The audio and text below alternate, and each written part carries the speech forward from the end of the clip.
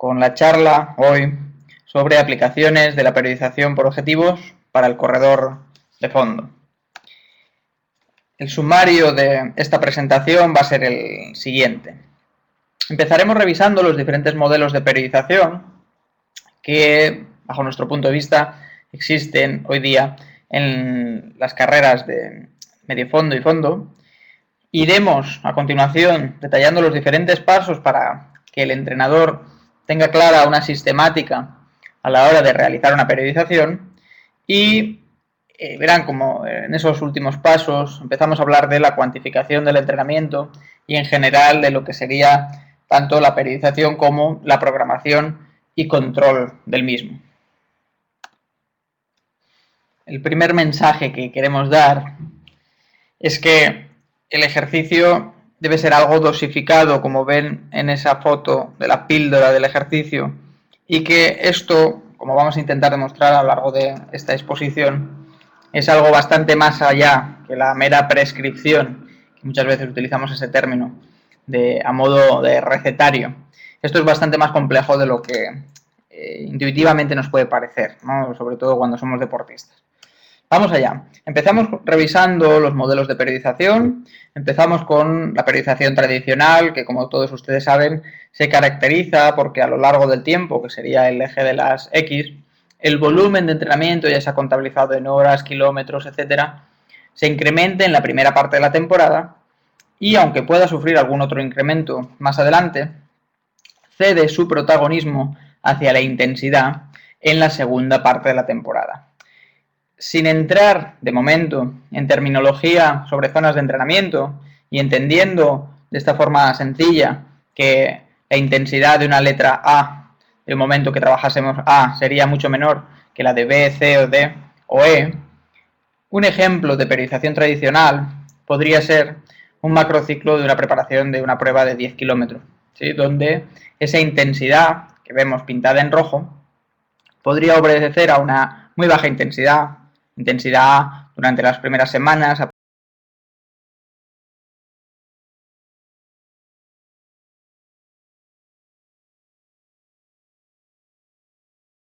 observar la dinámica del volumen.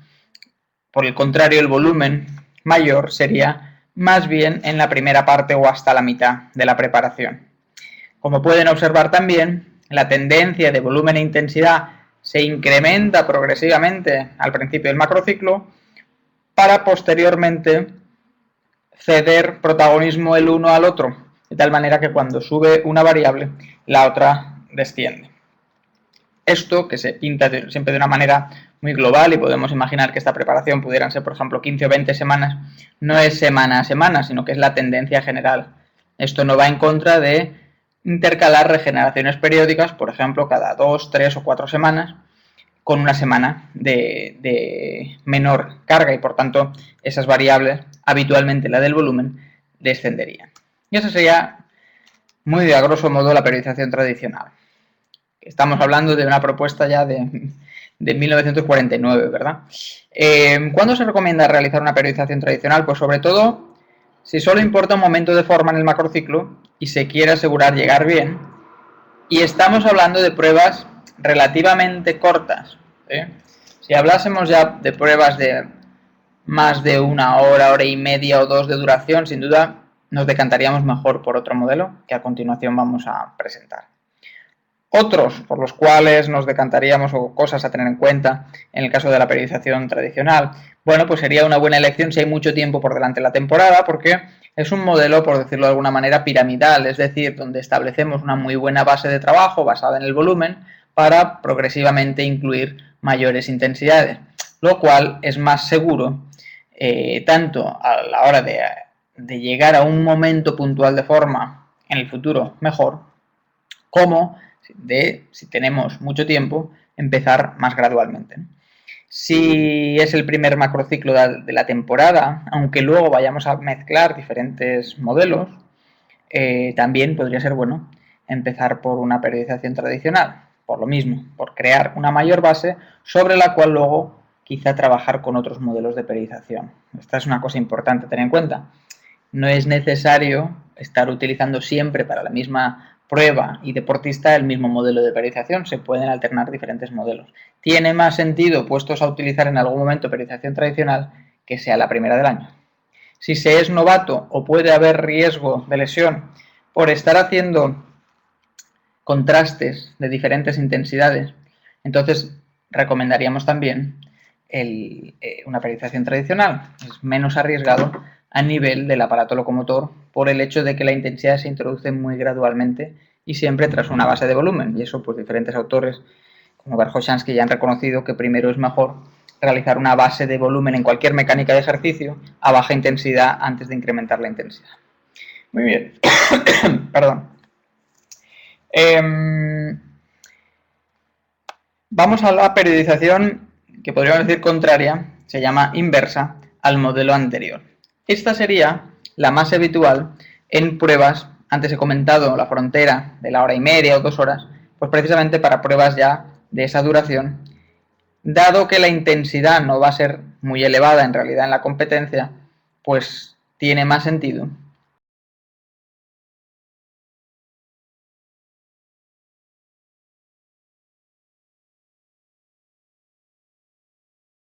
observar en el gráfico presente tanto de volumen como de intensidad, especialmente de un poquito más de volumen, se intensifica, valga la redundancia, la intensidad para ceder el protagonismo al volumen en la segunda parte de la preparación. Ojo, no en la última parte de la preparación, puesto que, como pueden observar, la intensidad sube un poquitín en la última parte y el volumen desciende claramente. El volumen en este tipo de modelo de periodización es el principal responsable del efecto de tapering en las últimas semanas, podríamos decir las últimas 5 o 6 semanas.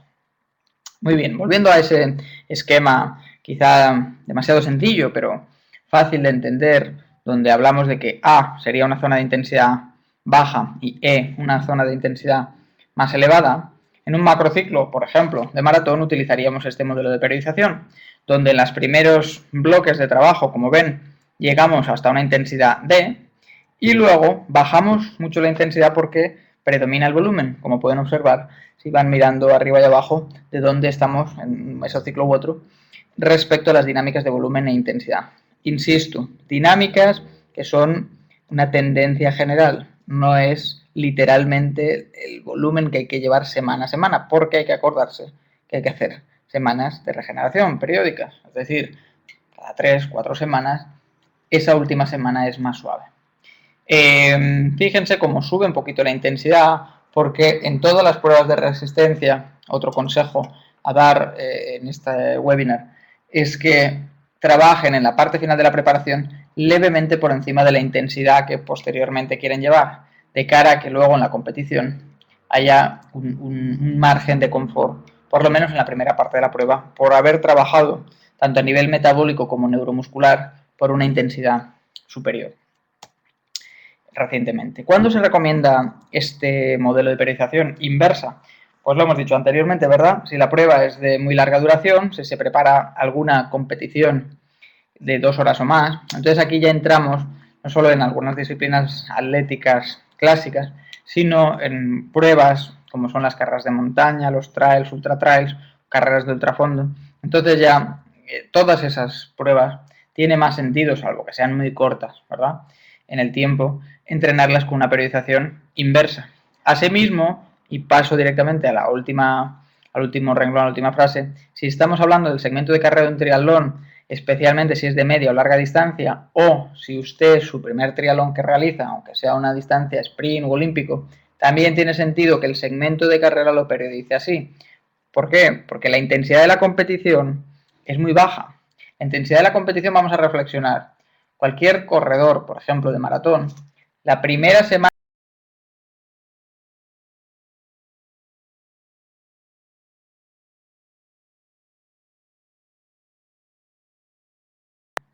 perdón, ya puede ir aclaración, ya puede ir a ritmo de maratón, por ejemplo, durante 1 kilómetro. Ahora, un corredor de 1500 no se puede plantear ni siquiera hacer la mitad de la prueba a ritmo de competición la primera semana de entrenamiento, cuando le quedan muchas semanas de entrenamiento por delante. Es decir, la intensidad es más prohibitiva, hay que construirla más. Por eso, en ese medio fondo, de ejemplo, se utilizan modelos más del estilo tradicional o con un incremento gradual de la intensidad, mientras que lo específico en pruebas muy largas va a ser especialmente el volumen, a una intensidad que desde el primer día podías llevar. Lo que no puedes llevar desde el primer día, aunque sea por un solo kilómetro, es una intensidad muy prolongada. Creo que lo he explicado un poco mal.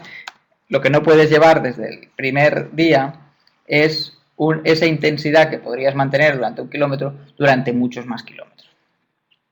Bien, dicho esto, si se proviene de alguna prueba especialmente corta y usted ahora pasa, o su deportista, a realizar una distancia mucho mayor, pues también tendría sentido, dado que metabólicamente no está acostumbrado ni anatómicamente a soportar un alto volumen de entrenamiento, el retrasar ese pico máximo de volumen a una etapa un poquito posterior. Por tanto, si usted ahora venía de hacer pruebas muy cortas y se plantea un reto de algo que pasa a ser mucho más largo, aunque no sea una prueba necesariamente de ultra resistencia, también le vendrá bien hacer una periodización inversa.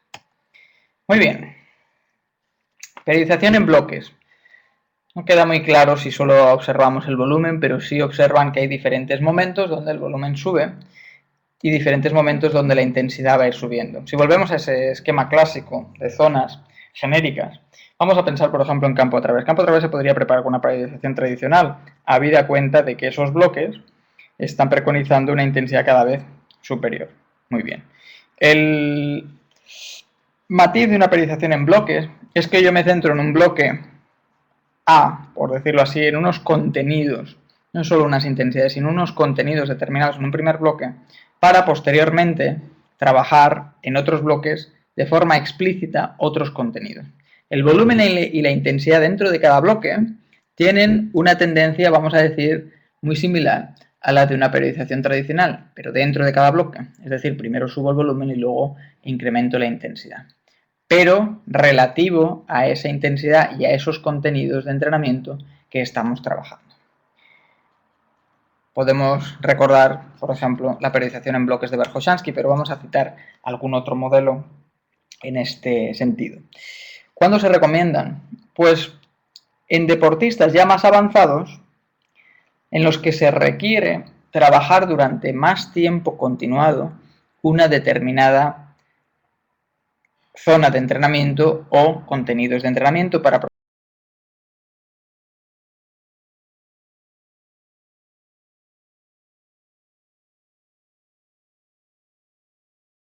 ya más avanzada no recibe suficiente estímulo eficaz de nada. Por tanto, tiene una mejora general, pero no llega a mejorar lo suficiente ninguno de los aspectos porque ya está más especializado, porque ya requiere una intensificación de las dosis respecto a un determinado contenido. Lo que hay que tener en cuenta es que hay diferentes variantes de esta metodología. Por ejemplo, Verkhoshansky preconiza en sus bloques que está permitido, entre comillas, la intersección de contenidos. Es decir, cuando cambiamos de bloque, no cambiamos radicalmente de contenidos de una semana para otra, sino que introducimos un contenido a lo largo del bloque, lo desarrollamos, lo empezamos a dejar de hacer, mientras vamos introduciendo otro contenido, por tanto nos solapamos con algunos contenidos que se están dejando de trabajar para desarrollarlos posteriormente y realizar un mantenimiento a la vez que introducimos unos terceros contenidos y así sucesivamente. ¿Cuántos bloques en una periodización? Bueno, pues podrían ser entre 4 y 5 bloques. Dependerá de desde qué intensidad va a partir usted y hasta qué intensidad tiene que llegar, cuántos contenidos distintos tiene que trabajar. Dependerá y podemos luego, lógicamente lo haremos, abrir un turno de preguntas para poner ejemplos. Muy bien, Fernando Navarro, autor español, propone un modelo que no dejan de ser bloques, pero por bloques de muy corta duración. Los macrociclos de cargas acentuadas, ¿sí? Macrociclos integrados. Y por último, cuando estos bloques se aplican de una forma muy exclusiva, es decir, selectivamente se trabajan unos contenidos por un periodo limitado de tiempo y cuando se cambia de bloque se cambian todos esos contenidos, entonces cuando hablamos de los modelos de cargas acentuadas o ATR, que tienen su sentido sobre todo en deportistas muy especializados o sobre todo en deportes donde hay ciertos contenidos que por cuestiones, sobre todo climatológicas, no pueden tratarse durante diferentes momentos del año. Muy bien, otro modelo de periodización ondulante. Este modelo de periodización viene más del ámbito de la fuerza, ¿verdad? Vamos a observar en este caso en una secuencia de los días principales en una periodización, y lo estoy marcando en este momento aquí con la flecha verde. Por ejemplo, vamos a trabajar lunes, jueves, domingo, miércoles, sábado, martes, y el domingo, al cabo de 3 semanas, es la competición principal.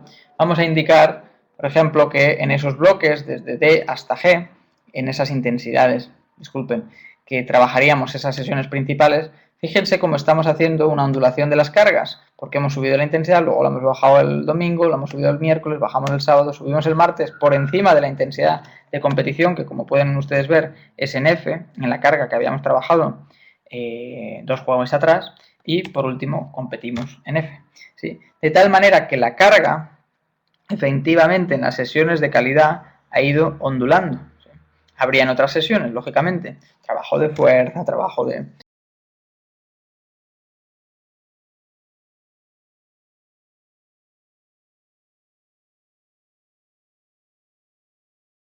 Aquí tiene un ejemplo, por ejemplo, citamos de lo que sería la prueba de medio fondo, con precisamente esas sesiones que hemos puesto en las diferentes semanas, como tiene una ondulación.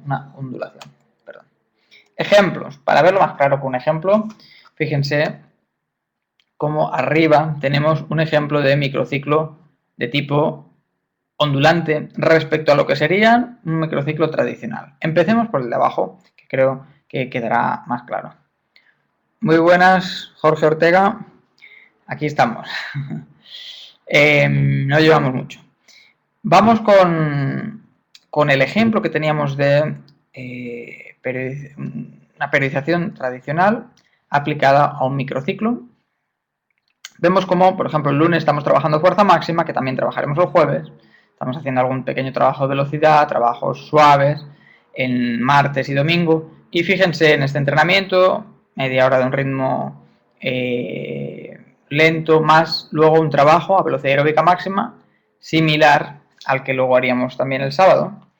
Esto sería un microciclo de periodización tradicional. ¿Por qué? Porque trabajamos una serie de contenidos determinados en los cuales, por ejemplo, esta semana hemos agregado este contenido a nivel de velocidad. Podría ser también, aunque hemos puesto tradicional, una periodización por bloques, estando muy centrados en un bloque, pues ya se ve de qué, ¿verdad? De fuerza máxima y velocidad aeróbica máxima. Y sin embargo, en una periodización ondulante, fíjense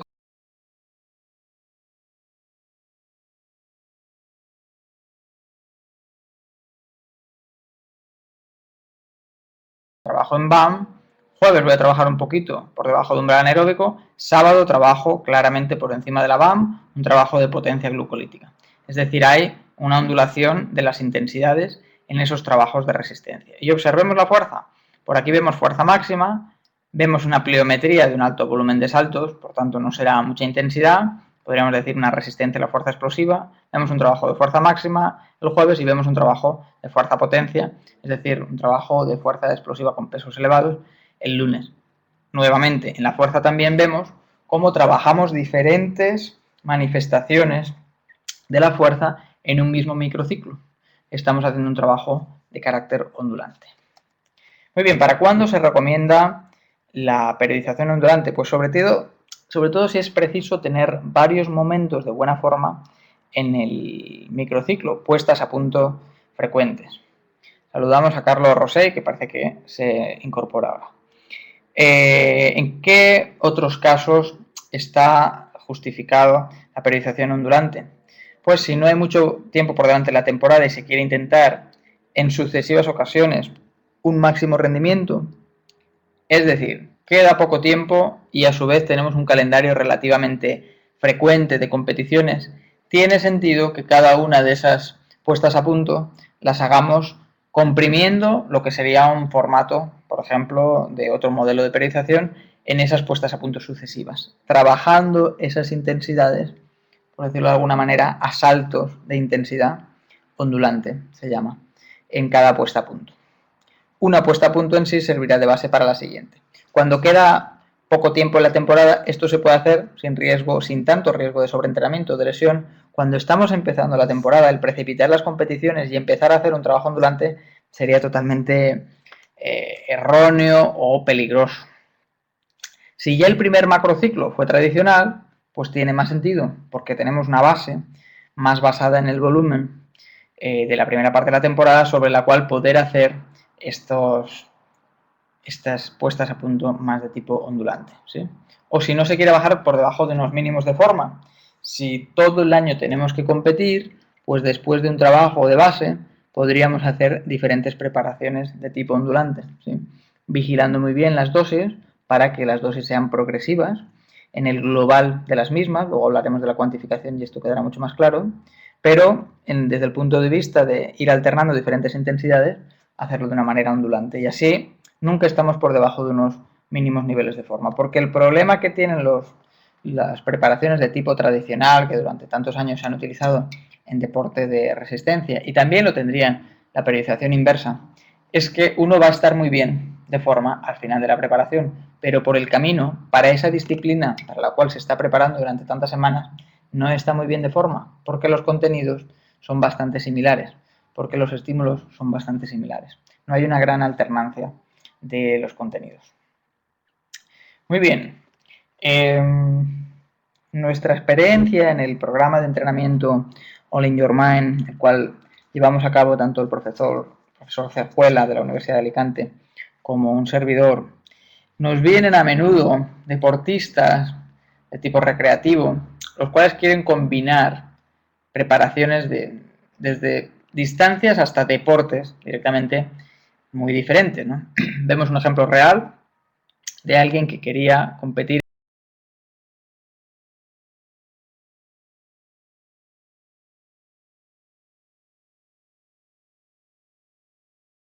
semanas de no competición, preparar una serie de duatlones para luego terminar el siguiente macrociclo con un 10.000 y una media maratón. Claro, en estos casos hay que aplicar diferentes modelos de periodización y aprovechar todo aquello que se haya trabajado ya durante estas semanas de un programa X, programa basado en medio fondo, hemos llamado aquí, para entender que eso ya está trabajado y que eso tendrá un efecto también sobre el siguiente programa, y que posiblemente aquí entonces nos podemos centrar en otros contenidos, y todo esto acumulado tendrá un efecto de base fenomenal, si no ha habido sobreentrenamiento, para poder desarrollar luego un programa ya más específico, en este caso de 10 kilómetros y media maratón.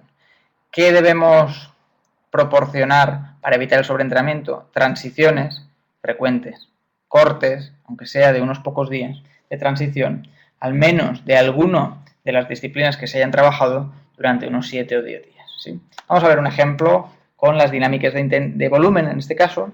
Fíjense, ¿dónde es el mayor volumen? Pues en esta parte de aquí, donde, ¿qué modelo de periodización creen ustedes que estamos trabajando? Lo acabamos de explicar, ¿verdad? Modelo más inverso, porque el volumen sube en esta última parte de la preparación, ¿sí? El duatlón es una prueba muy intensa, pero como llevábamos semanas haciendo estos trabajos de medio fondo, lo apunto con el cursor, como llevábamos varias semanas, vamos a ver si funciona el cursor, aquí está.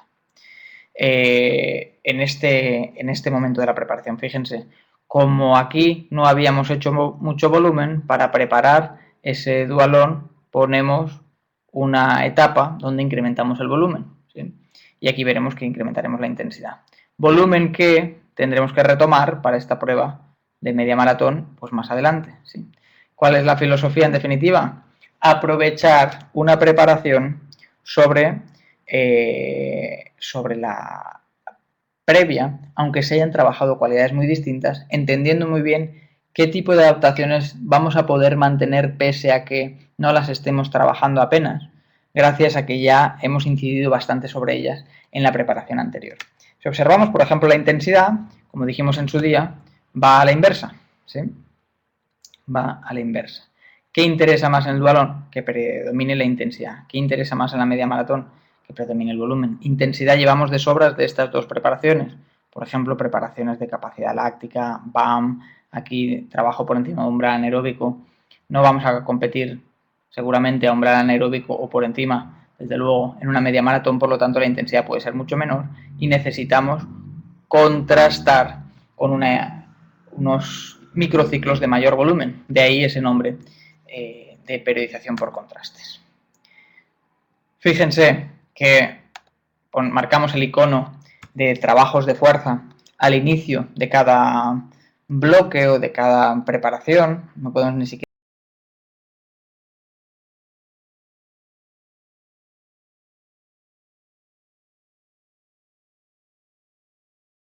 estos iconos de carrera sería a base de carrera a pie, pero como se marca a continuación, toda esta línea de trabajo sería a través de trabajos de bicicleta. Fíjense, por ejemplo, este macrociclo. Entonces, ¿no vamos a correr rápido? Pues no, porque ya hemos corrido rápido aquí. ¿Sí? Aprovechamos que aquí ya corrimos rápido, marcamos una buena base de bicicleta y mantenemos ciertos trabajos de mantenimiento, posiblemente simplemente en transiciones, recuerden que era preparación de dualón, y la mayor intensidad la proponemos ahora en bicicleta. Estas adaptaciones algo quedará para retomarlas corriendo en ese macrociclo siguiente, donde queremos preparar un 10.000 y una media maratón, y la intensidad ya, en este caso solo de carrera, baja mucho porque ya se acerca a una prueba en la cual lo principal es volver a retomar esa habilidad que decíamos en la periodización inversa de mantener una intensidad que no es muy grande para todo lo que habíamos hecho recientemente, pero sí la tengo que mantener durante 21 kilómetros. Muy bien. Vamos a ver cuándo se recomienda este modelo de periodización, pues sobre todo si se pretende compaginar disciplinas muy variadas, si se percibe cierta saturación en algún sistema o en alguna disciplina de entrenamiento y sobre todo si no se presiente riesgo de lesión por realizar cambios bruscos del volumen o la intensidad.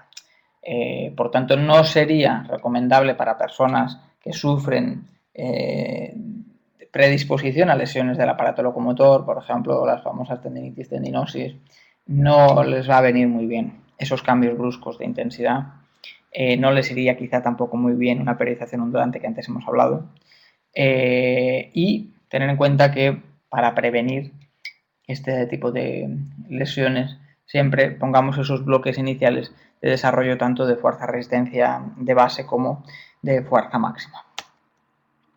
Y vamos a una de las partes principales. Bueno, el título precisamente va de eso. La periodización por objetivos. Es la que sugerimos en el programa de entrenamiento All in Your Mind, desarrollado, como comenté, por el profesor Cejuela y un servidor. Muy bien, vamos a explicarla de forma breve, sobre todo muy gráfica. No hablemos, de momento, de términos, posiblemente luego en el debate salgan muchas preguntas al respecto. Hablemos de contenidos con esta forma tan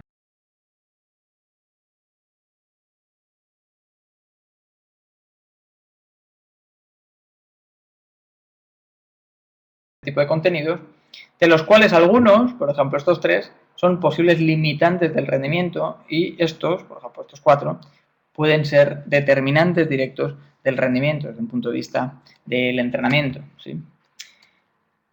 Es lógico que todos van a tener que estar por encima de unos mínimos y que su nivel va a evolucionar a lo largo de la preparación hasta llevar, especialmente a los determinantes, a unos óptimos. ¿Sí? Lo que pasa es que esto es dinámico a lo largo de la preparación. ¿Sí? Fíjense que estos niveles puede que vayan oscilando durante la temporada. En efecto, así es. Cuando ustedes realizan evaluaciones sistemáticas, observan cómo a veces, por desarrollar ciertos contenidos, hay otros que bajan y viceversa. ¿Sí? ¿Cuáles debemos procurar que estén en su óptimo o máximo nivel? Aquellos que son específicos dentro de los determinantes del rendimiento para la prueba que queremos preparar. Entendido esto, creo que es muy sencillo de entender, fíjense que podemos relativizar estos niveles máximos o mínimos en una escala, por ejemplo, del 0 al 10. ¿Sí? En el libro editado por Anaclerio en la editorial Panamericana hace 2 años, pueden ustedes acceder a estos baremos, por ejemplo, para ciclismo y carrera a pie, que desarrollamos en su día, siendo los niveles de 10 de élite mundial y siendo los niveles de 0 en esas diferentes variables fisiológicas y también en algunos test de fuerza de nivel de sedentario sano. 0, sedentario sano, 10, nivel de élite mundial. Muy bien. El modelo de periodización por objetivos lo que propone es que evaluemos esos factores que, por ejemplo, pudieran ser limitantes del rendimiento. Hemos identificado, en este caso de forma genérica, en las diferentes pruebas de resistencia, lo pueden ser el consumo máximo de oxígeno, la fuerza máxima relativa y la fuerza específica. Luego explicaré lo que es este índice SLS. Y ahí evaluamos al deportista, ¿no? Cómo está en estos niveles, ¿sí? Si estos niveles están por encima de los niveles de estas cualidades determinantes del rendimiento, entonces ya no hace falta trabajar más los limitantes y hay que ir directamente a trabajar aquellos aspectos que sean determinantes del rendimiento, ¿sí? Vamos a suponer, por ejemplo, que la capacidad anaeróbica no lo fuera. Imaginemos un corredor de ultrafondo, pues no es importante la capacidad anaeróbica, ¿no? Sobre todo si no va a ser el primero. Si observamos que algún limitante tiene un nivel más bajo, entonces hay que incidir sobre él y los demás meramente mantenerlos. Si tenemos claro cuáles son los factores que determinan el rendimiento, imaginemos que fueran estos dos o estos tres en una prueba determinada, entonces una vez hemos desarrollado esos limitantes, vamos a potenciar estos determinantes del rendimiento, estos aspectos específicos del rendimiento, y por tanto esa es, y no muestro gráficas de lo que sería una periodización, sino que este es el mejor gráfico para explicar la filosofía del trabajo por objetivos, que no hay una periodización cerrada a trabajar una intensidad u otra, porque va a depender de cómo estás. Y nuestra experiencia es que, en efecto, el ser humano responde a los estímulos.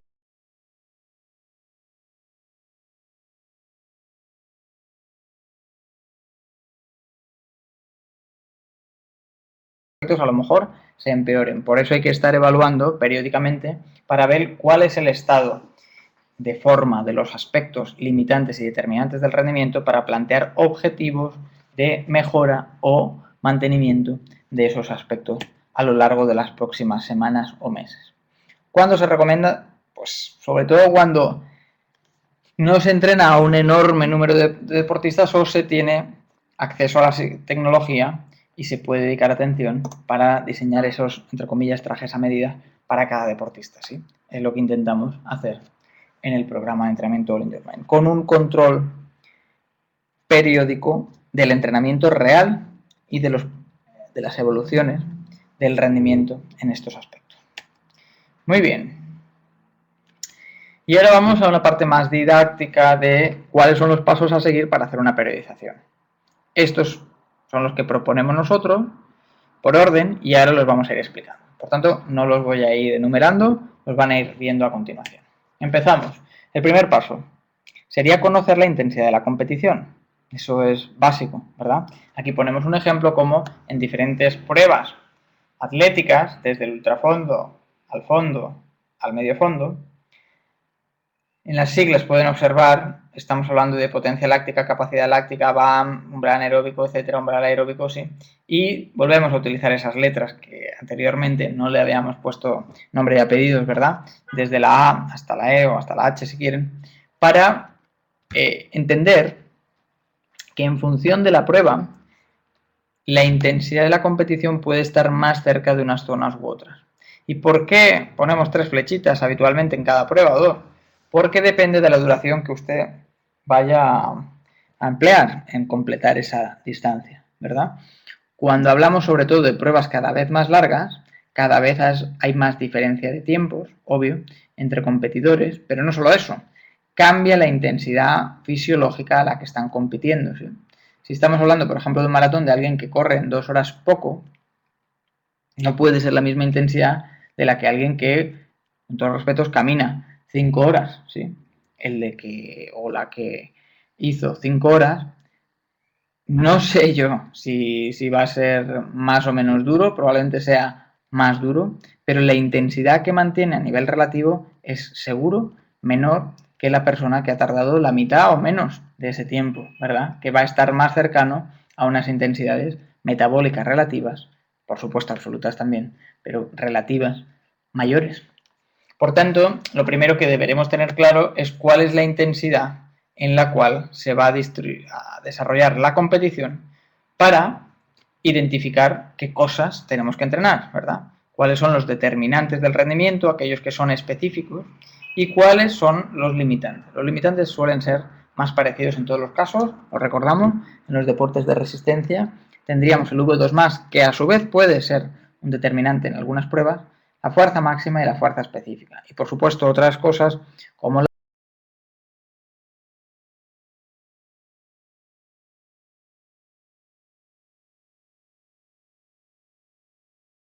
hablar de esos, ¿verdad? Esa parte de fuerza, que no es un determinante la fuerza del rendimiento, pero sí puede ser un limitante muy importante. Y el consumo máximo de oxígeno, que en algunos casos es determinante y en otros puede ser limitante. Por ejemplo, en el ultrafondo puede ser un limitante, pero no determina directamente el rendimiento, ¿sí? Bien, la consideración a lo largo de una periodización sería que imaginen que ya hemos identificado cuál es la intensidad de competición. Pues ahora vamos a hacer gráficamente un barrido por cuáles podrían ser las zonas que iríamos trabajando en diferentes momentos de la preparación. Por ejemplo, para trabajar en esa zona, trabajaríamos hasta la superior y volveríamos a trabajar sobre la intensidad específica. Repetimos un poco el movimiento, ¿verdad? Y observamos cómo podríamos trabajar hasta una intensidad superior, lo hemos comentado anteriormente, en la parte final de la preparación es bueno tanto a nivel metabólico como neuromuscular el haber tocado una intensidad ligeramente superior, el piso superior, la intensidad superior en este tipo de representación de diferentes estratos metabólicos a la de la competición para volver a trabajar de forma ya más específica y final la intensidad de competición. ¿Sí? Por tanto, primer paso, conocer la intensidad de la competición. Segundo, identificar determinantes y limitantes del rendimiento. ¿Sí? En este sentido, hemos hablado que en esos determinantes del rendimiento podemos hacer esa estratificación del perfil fisiológico del atleta. ¿Sí? En esos baremos de 0 a 10, con las principales variables determinantes del rendimiento, tratando de compensar, si ustedes quieren seguir una periodización por objetivos, primero los puntos débiles del deportista y a continuación desarrollar los factores determinantes de la prueba. Esto primero habría que hacerlo cuando queda bastante tiempo para la competición y si ya tenemos que preparar directamente la competición, vamos a irnos directamente a los factores que determinan el rendimiento en la prueba. Si se trata, por ejemplo, de los que tengo menos desarrollados, pues ya puedo hacer un pronóstico de que en esa prueba quizá no voy a tener tiempo de prepararla muy bien, pero esto hay que saberlo, porque si aplicamos un plan estándar, pues menos que va a resultar ese entrenamiento que podemos pensar que es justo, escaso, para el tiempo que nos queda, ¿verdad? Muy bien, esa es la explicación por la cual, si uno define bien cuáles son los limitantes y determinantes del rendimiento, a veces hay deportistas que hablan de que ese programa de entrenamiento le funcionó a un amigo mío, pero a mí no, por ejemplo. Claro, porque tu amigo no eres tú, porque hay que tener en cuenta la individualización del entrenamiento y la periodización por objetivos basada en la evaluación, el diagnóstico que hacemos del perfil fisiológico se basa precisamente en eso, en que a lo mejor tú tienes el misma marca, mismo tiempo que otro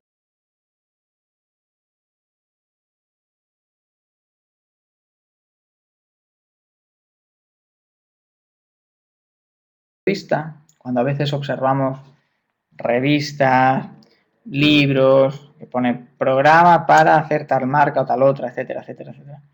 Es que no existe un entrenamiento para hacer tal marca o tal otra. O sea, hay personas que lo pueden hacer, sí o no, con un entrenamiento adecuado. El entrenamiento, en nuestra humilde opinión, más adecuado será evaluar sus puntos fuertes y puntos débiles y trabajar específicamente sobre ellos con la lógica, que es bastante obvia, de aquello que tengo que trabajar porque es específico y aquello que tengo que trabajar porque es limitante. Y luego aplíquenle sobre eso el modelo de periodización que quieran. Es que no es excluyente la periodización por objetivos de aplicar cualquier otro modelo de los que anteriormente hemos explicado y por eso los hemos ido revisando. Cuarto paso de ese decálogo de pasos para hacer de esto un proceso sistemático y, como decíamos en la primera diapositiva, dosificar bien esa píldora del ejercicio, ¿verdad?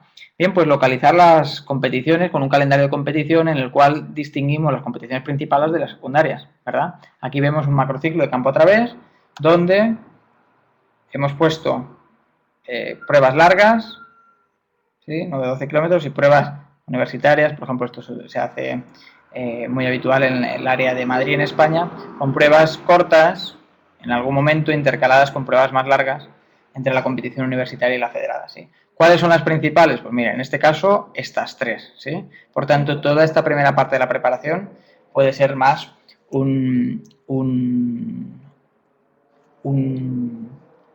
estoy leyendo el chat, ahora contestaré, un periodo preparatorio, ¿verdad? Muy bien. Luego, si acaso entramos en las preguntas, estoy viendo el matiz de la cuestión de los respondes y los no respondes, por supuesto. Muy bien, vamos a siguiente paso, decidirnos por un modelo de periodización o varios, ¿verdad? Para combinar a lo largo de ese programa. Y lo siguiente sería dividir en ciclos esos macrociclos, ¿verdad? En mesociclos de un tamaño menor al macro para poder hacer esas regeneraciones periódicas y poder evaluar o competir en esas semanas en las cuales bajamos la carga, ¿verdad? Por ejemplo, aquí hemos dividido 2 macrociclos ya en diferentes mesociclos de entre 3 y 4 semanas. Muy bien. Séptimo paso de esta propuesta que estamos haciendo de cómo hacer una periodización sería definir esas dinámicas que empezábamos hablando, de cómo va a evolucionar en general, insisto, no semana a semana consecutiva, en general cuál va a ser la tendencia del volumen y la intensidad, ¿sí? En esos ejemplos, como vemos arriba, más de tipo tradicional, o abajo, más de tipo inverso, ¿verdad? Muy bien. Y ahora vamos a enlazar con esa parte que comentábamos en el texto de anuncio de esta conferencia, en la cual íbamos a hacer referencia también a los modelos de cuantificación.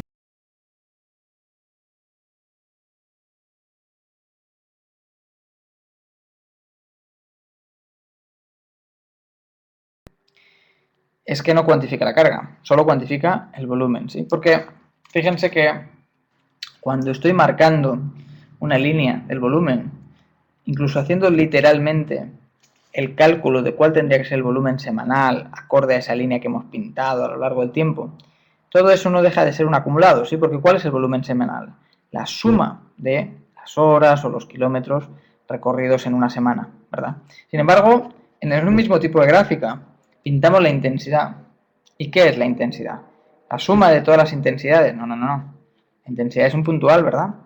Es en los días más intensos de la semana, antes vimos varios ejemplos, ¿verdad?, de periodización más o menos tradicional o ondulante, de una semana, de un microciclo, estamos viendo unos días más suaves y otros días más intensos, que no suelen ser más de 2 o 3. Y sin embargo, esta intensidad no es la suma de esas intensidades, no es un promedio tampoco, es un puntual. O sea, es un gráfico que describe aquellos días más intensos de la semana, hasta qué intensidad voy a trabajar.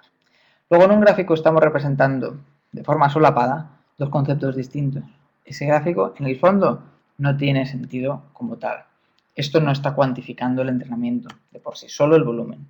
Y fíjense que si solo cuantificamos el volumen, que es muy típico también en el deportista o entrenador aficionado que se obsesiona con los kilómetros, fíjense que cuando lo comparamos con una cuantificación de la carga, y la carga es la suma por lo menos del volumen y la intensidad, ¿verdad? O la multiplicación, según se quiera ver. La consideración, por lo menos, de esos dos factores. Deberíamos considerar también la densidad del entrenamiento, es decir, si hay más o menos pausas en los trabajos por repeticiones. Entonces, si sumamos todo eso, y ya no digamos si sumamos el entrenamiento de fuerza, que parece que no hay que cuantificarlo, y obviamente tiene un impacto en la carga, en la dosis. Entonces, fíjense cómo una periodización, la de arriba, cuantificando la carga en el sistema, que posteriormente explicaremos, NECOS, tiene unas dinámicas que no coinciden exactamente, todas las flechas naranjas son disonancias, por decirlo así, puntos donde no coincide la tendencia que tiene el cuantificar solo volumen, kilómetros, aunque estemos corriendo un maratón. Fíjense que el volumen es lo principal a comparar entre carga y volúmenes, o sea, tiene una gran similitud y sin embargo en el momento en que estamos trabajando a otras intensidades el volumen no es lo que más o lo único que impacta en la carga total de entrenamiento. Por tanto, estos cuadros están bien, pero si queremos hablar de carga de entrenamiento, de dosis, como antes estábamos haciendo referencia, habrá que considerar también un modelo de cuantificación que incluya por lo menos la intensidad, ¿sí? Fíjense que en estos gráficos simples, fíjense, una semana de entrenamiento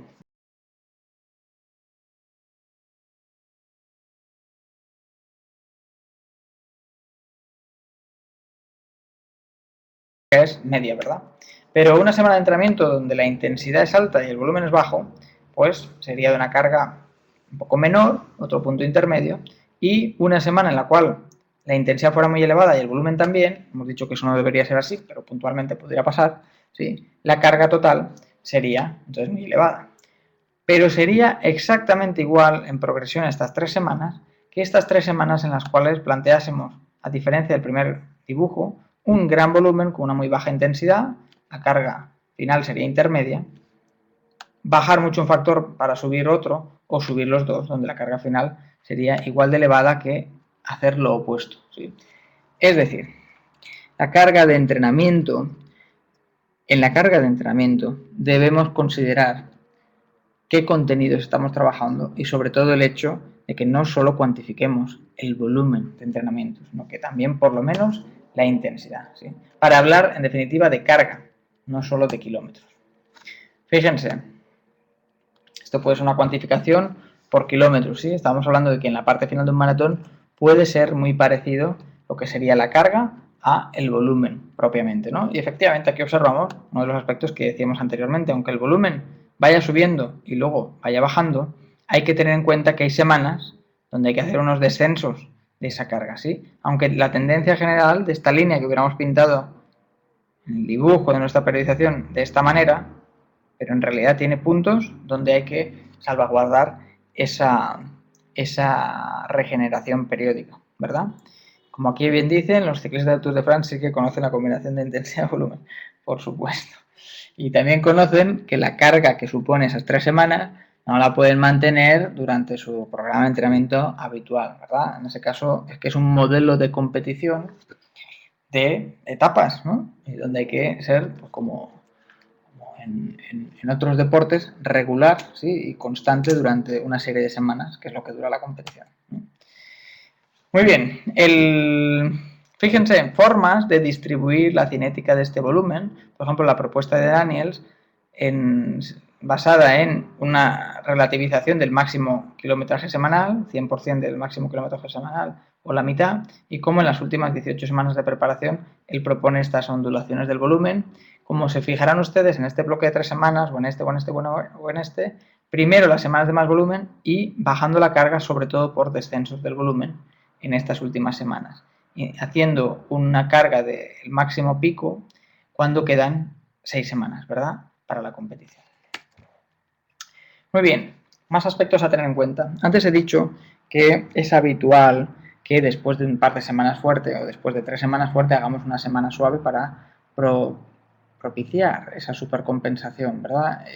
Esa regeneración periódica y esa mejora del rendimiento. Aquí, en esta diapositiva, pueden comparar cómo los mesociclos 2-1, subo 2, bajo 1, subo 2, bajo 1 de carga,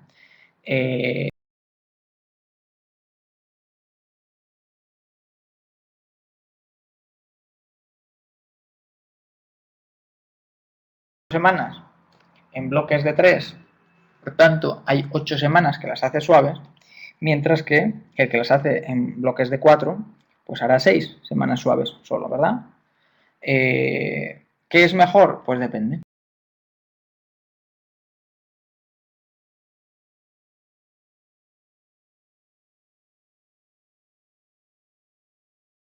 Si es un deportista más experto, podrá aguantar más semanas.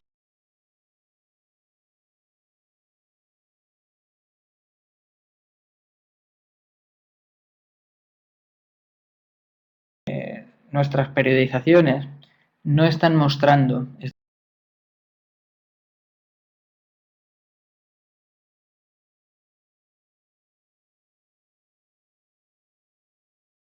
por la intensidad en el sistema que a continuación vamos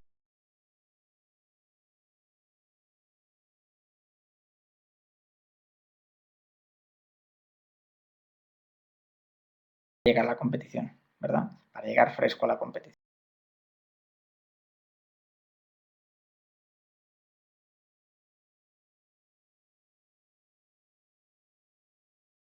De preparación, siendo esto para los principiantes y siendo esto para los más expertos, en los diferentes macrociclos, la cuantificación total de la carga, ¿sí? Inicialmente le llamábamos tren modificados, posteriormente utilizamos este sistema de cuantificación como modelo ECO, ECS, ahora explicaremos las siglas a qué obedecen y un poco la metodología de cuantificación.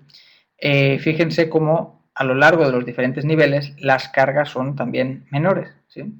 Como debe ser, es decir, un programa de principiante, la carga total acumulada en el programa A debe ser menor que en una persona intermedia o avanzada, ¿sí? Con el sistema que a continuación explicaremos. Y eso es una cosa que tiene que hacer el entrenador, ¿verdad? El calcular cuál es la carga de entrenamiento. Y estábamos por este punto, el 7.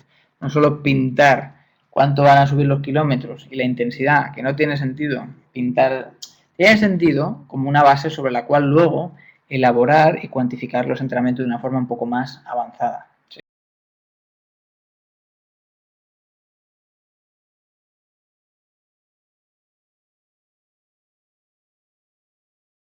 Octavo paso. Vamos a hacer un paréntesis en todo esto de la cuantificación. Seleccionar los métodos, identificar criterios para definir progresiones en los métodos o seleccionar unos métodos u otros y repartirlos a lo largo del macrociclo. Vamos por ahí. Ejemplo. Aquí ven un programa de aire libre en el cual tenemos, quizás no se lee muy bien, disculpen, los nombres de los métodos de entrenamiento que voy a utilizar y estas son las semanas de trabajo. Y aquí, por ejemplo, hemos pintado los kilómetros, ¿sí? Que serían estos de aquí. Aquí hemos puesto las competiciones y el punto de atención es este, ¿sí? Es identificar qué métodos de entrenamiento voy a utilizar y dónde los voy a utilizar. Aunque no sea muy bien, hay unos números, pero lo que importa es que este método se va a trabajar en estas semanas, en estas no, en estas sí, en esta no, etcétera, etcétera, ¿sí? Y así sucesivamente. Identifico, por tanto, qué contenidos voy a utilizar. En función del nivel de deportista, seleccionaré unos contenidos o no, por ejemplo en la fuerza, por ejemplo en ciertas zonas metabólicas para desarrollar un aspecto determinante del rendimiento, y luego los tengo que repartir en qué semanas voy a trabajar en esa zona o no, ¿verdad? Que eso tiene mucho que ver con el modelo de periodización que hayamos elegido, ¿sí? Estos métodos, a su vez, ahí venían números en la anterior diapositiva. ¿Ven estos números de aquí? Sí, por ejemplo, fuerza, resistencia aeróbica 2, 4, 5. ¿Qué quiere decir esto? Muy bien. Pues que de ese contenido en particular yo he hecho una progresión previa de cargas de entrenamiento, de partes de una sesión donde voy a desarrollar ese contenido concreto. Y a lo largo de la preparación iré seleccionando de manera progresiva este tipo de cargas. Posiblemente el deportista que hemos visto que pasaba de la 2 a la 4 es porque ya en su día ya hizo la 1, la 2, la 3 y ahora ya podemos hacer un simple repaso, mantenimiento o recordatorio de entrenamientos previamente utilizados con una progresión mayor, ¿verdad? Una vez tengo hecho esa selección de contenidos y esa progresión de las cargas que utilizaré en cada contenido, es fácil, ¿verdad? Sabiendo qué contenidos quiero trabajar en cada bloque, el poder repartir no solo ya la idea general de que voy a hacer alguna cosa de ese contenido, sino la idea concreta de qué dosis voy a preparar, si todo va bien. Luego contestamos a las preguntas que por aquí estaban haciendo sobre esto de las dosis y los que responden y los que no. ¿Qué dosis preveo yo para un determinado momento de la temporada para ese deportista y esa prueba? Estas progresiones no se deben poner a ojo tampoco, ¿no? Sino que habría que, otra vez, cuantificar cuál es la carga que queremos proporcionar como estímulo que entendamos que es suficiente u óptimo para ese deportista, ¿sí? Por ejemplo, 15 veces 2 minutos a una intensidad determinada, pues es un volumen, en este caso de 30 minutos, con una intensidad que ahora le hemos dado un factor que luego explicaremos, sería multiplicar este volumen por 4 puntos cada minuto por la densidad que eso tiene. Hay diferentes formas de computar la densidad. Uno sería por el cociente entre tiempos de trabajo y tiempos de pausa. Otro sería toda la suma de los tiempos de trabajo dividido por todas las sumas de los pausas.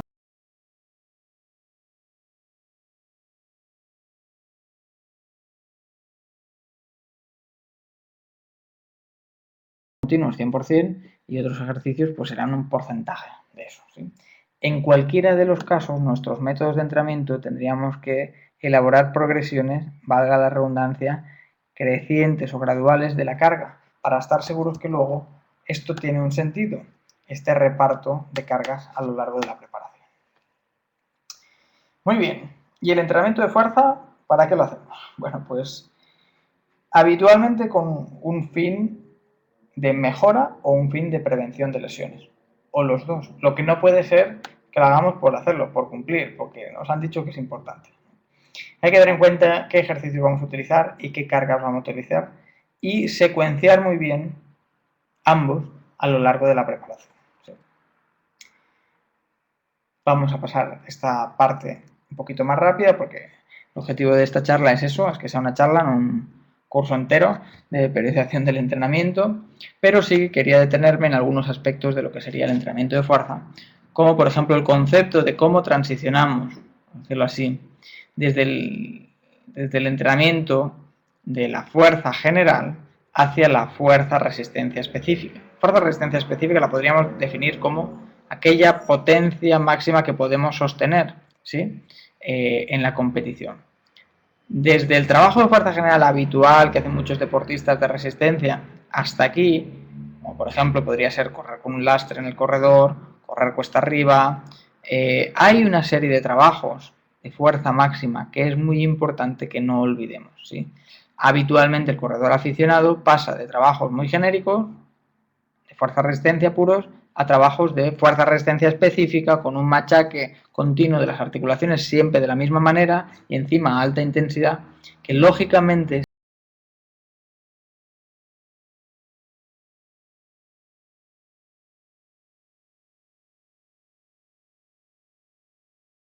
por no tener esa base de fuerza máxima, ¿sí? Sobre la cual poder evitar las lesiones por repetición. Si todo el año estamos haciendo ejercicios muy parecidos y encima, llegado a un punto con sobrecargos o máxima intensidad, sin una suficiente base de fuerza máxima, se conoce que uno es está mucho más expuesto a ciertas lesiones.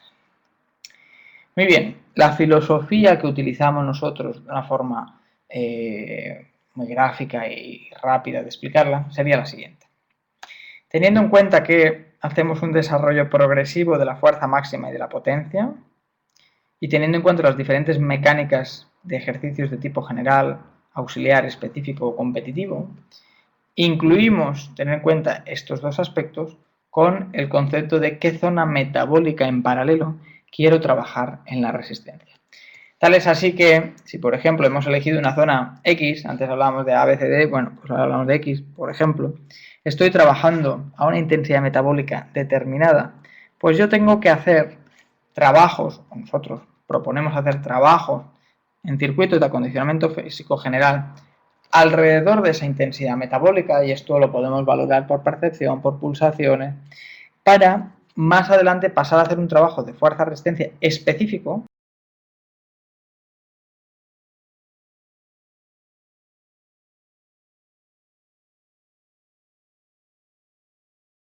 con cuestas arriba prolongadas, más adelante con cuestas abajo, etc. ¿Sí? Una vez hemos desarrollado esa base, y contando con ese desarrollo paralelo de la fuerza máxima, podemos pasar a construir, por decirlo así, los trabajos genéricos en circuito de la siguiente intensidad. A la vez, sí, a la vez que estamos trabajando la intensidad específica con el ejercicio específico del bloque anterior, que era a menos intensidad, a su vez. En este siguiente, primero trabajamos desde un punto de vista de acondicionamiento físico general y luego trabajamos con esos métodos específicos. Y así sucesivamente hasta llegar a la intensidad competitiva, donde al final el ejercicio de entrenamiento, ¿qué sería? Pues correr a la intensidad de competición, ya en este caso sin esas sobrecargas. Muy bien, buenos ejercicios que sugerimos para el desarrollo de la fuerza, tanto máxima como específica. Pues miren, la máquina yo-yo es esta de aquí, este es en el laboratorio de la Universidad Europea de Madrid, una máquina que tiende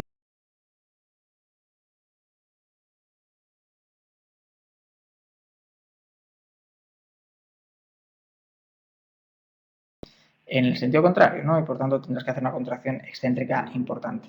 Esto mismo se puede hacer a una pierna, así lo proponíamos para corredores, y como trabajos más específicos, pues trabajos en cuestas, cuesta arriba, se entiende, con sobrecargas en la cintura o en un chaleco.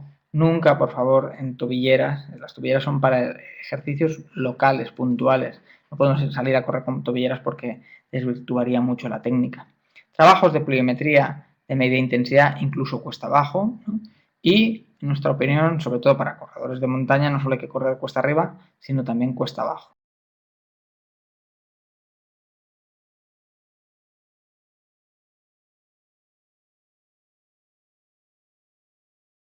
Porque al final es un trabajo de fuerza específica, excéntrica, formidable, ¿sí?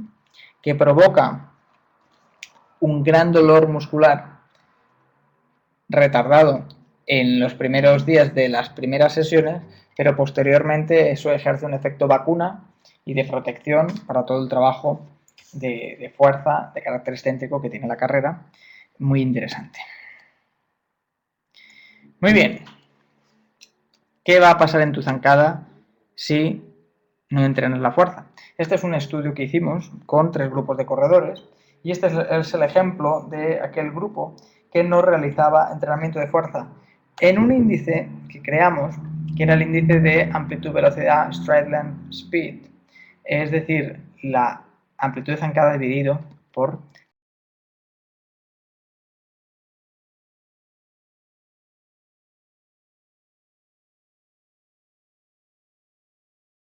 ¿sí? En la parte final, en la recta final de cada repetición.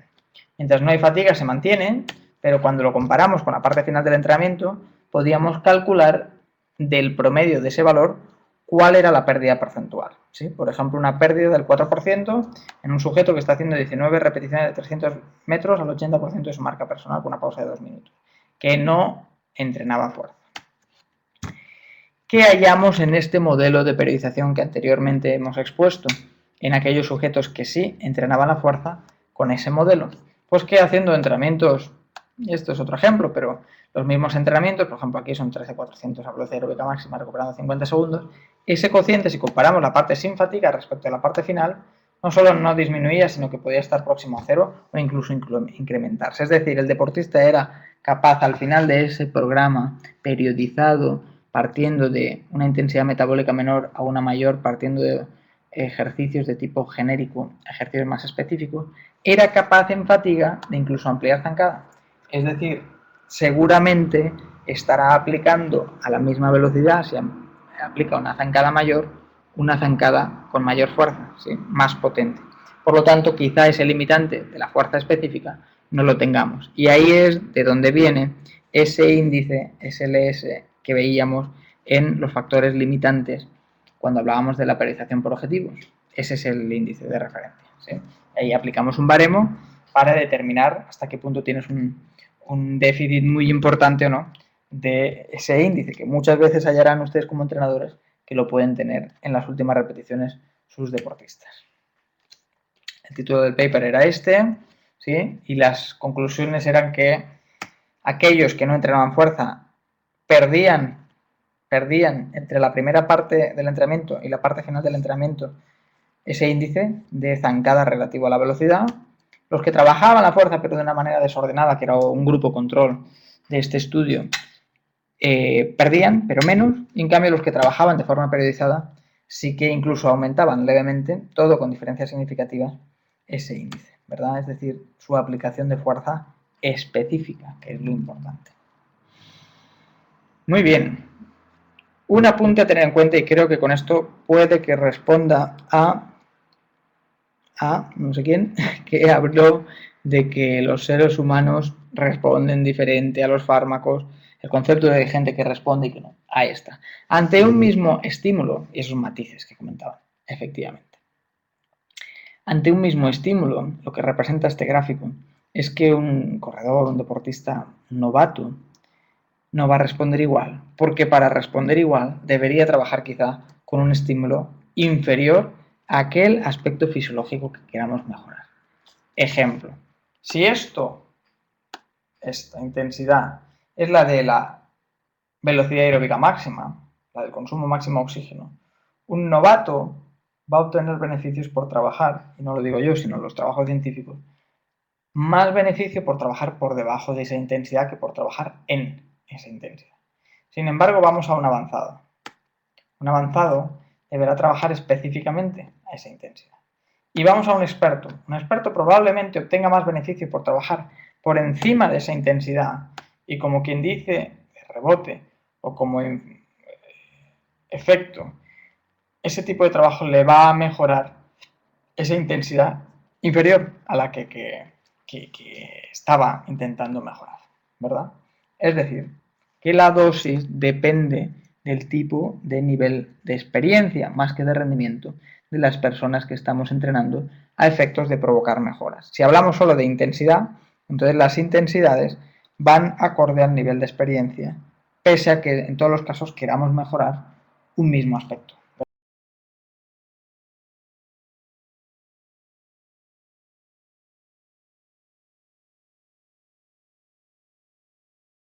Duraciones totales típicas en los deportistas de resistencia de diferentes zonas de entrenamiento para tener ciertas pautas, ¿verdad? En lo que estábamos hablando del desarrollo de la construcción de los métodos de entrenamiento.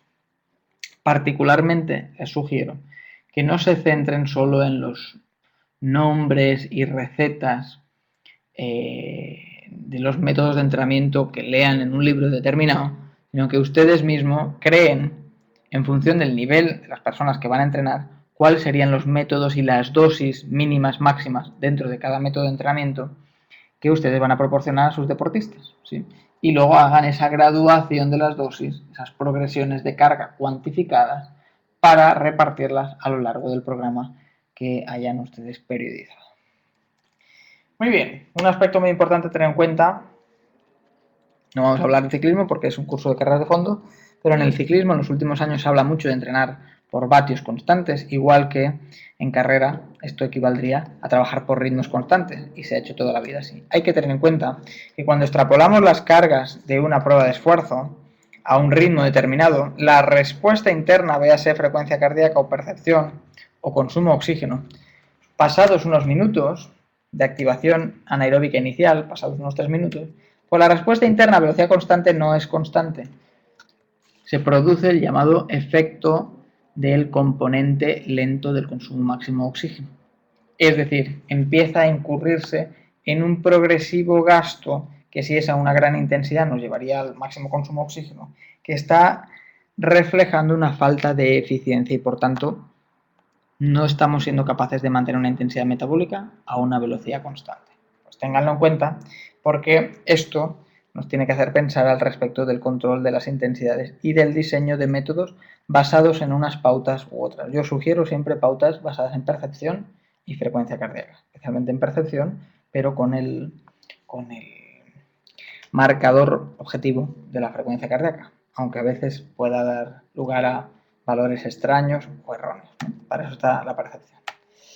Muy bien, de esta manera, el control en las sesiones de entrenamiento de esos métodos nos debería permitir hallar gráficas donde la percepción o la frecuencia cardíaca sea más o menos estable y en la zona que queríamos trabajar, y no esto, que es lo habitual que encontramos en deportistas aficionados, ¿verdad?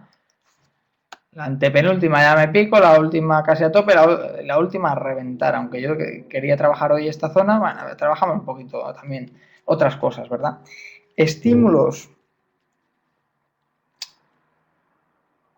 variados, es decir, no suficientemente orientados a la mejora de un aspecto concreto, van a dar lugar también a respuestas mucho más genéricas. No vamos a mejorar lo suficiente en nada y sí un poquito de todo. Esto en una persona principiante puede estar muy bien, puede ser el objetivo, pero tampoco está muy bien el acabar a toda leche un entrenamiento, ¿verdad? A máxima intensidad un entrenamiento, porque es donde hay más riesgo de lesión y, por tanto, en la parte final de un entrenamiento no es donde deberíamos poner un contenido de mayor riesgo, ¿verdad?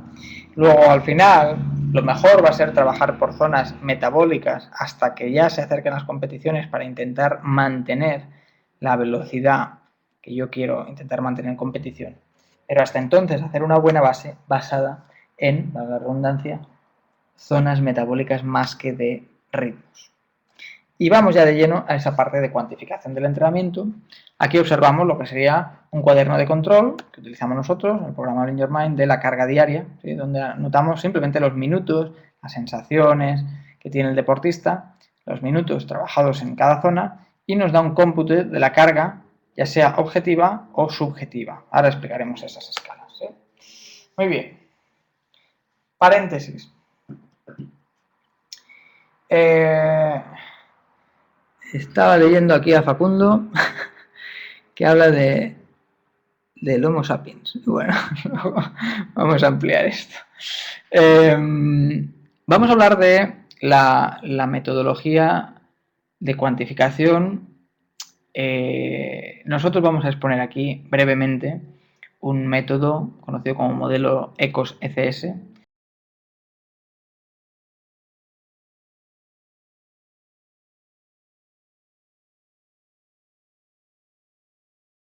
de diferentes métodos de cuantificación a este método.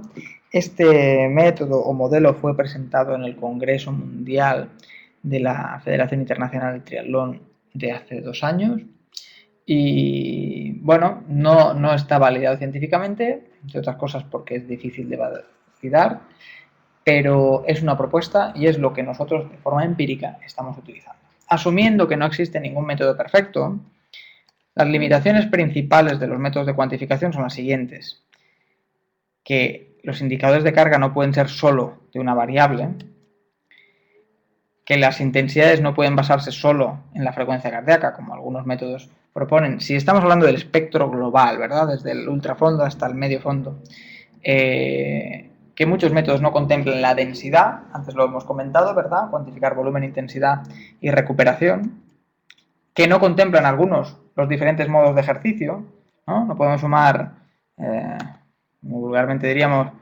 manzanas con peras, ¿no? Por ejemplo, si hago una sesión de bicicleta o de fuerza con la de carrera, etcétera, no puede valer lo mismo y no podemos utilizar la misma frecuencia cardíaca para cuantificarlo, ¿no? Y que, nuevamente, no solo modos de ejercicio, sino cualidades distintas, habrá que tener en cuenta cómo se ponderan, ¿verdad? Por último, una cuestión es la carga objetiva, la que hemos planificado, y otra cosa es cómo me sienta a mí esa carga objetiva que otros compañeros, por ejemplo, de entrenamiento, pues no tienen ese estrés que yo tengo, esas cargas de trabajo que yo tengo, pueden descansar mucho más, etcétera, etcétera. Entre una misma carga objetiva, cómo me sienta a mí subjetivamente esa dureza de entrenamiento que haya registrado, que haya realizado. Y ahí está ese modelo cuyas siglas responden a estos términos equivalentes de carga objetiva o subjetiva, ¿no? Esa dualidad que estábamos explicando. Quizás nos hemos complicado bastante la vida en este modelo, en el sentido de que puede parecer un poco farragoso, pero creemos que responde a esas premisas de debilidades que tienen los diferentes métodos de cuantificación, igual que este tiene la suya, porque es muy complejo considerar todos esos factores. Vamos a ello. Es un resumen lo que vamos a hacer, más que una exposición detallada. Quizá para ello deberíamos dedicar otro webinar, ¿verdad? Las zonas de entrenamiento es lo primero que debemos identificar y nosotros utilizamos estas 8 zonas de entrenamiento. Identificamos estas zonas basadas no solo en los 2 umbrales, como el modelo trifásico de Skinner y McLennan, posteriormente utilizado por Lucía y otros, sino algunas zonas más porque consideramos también los 2 umbrales, dividimos esta zona 3, de tal manera que consideramos las zonas de potencia, capacidad láctica, BAM y la zona entre el umbral anaeróbico y la BAM o la PAM, ¿verdad? Esto hay que hacerlo en cada modo de ejercicio. Si, por ejemplo, estuviéramos pensando en alguien que hace entrenamiento cruzado con bicicleta,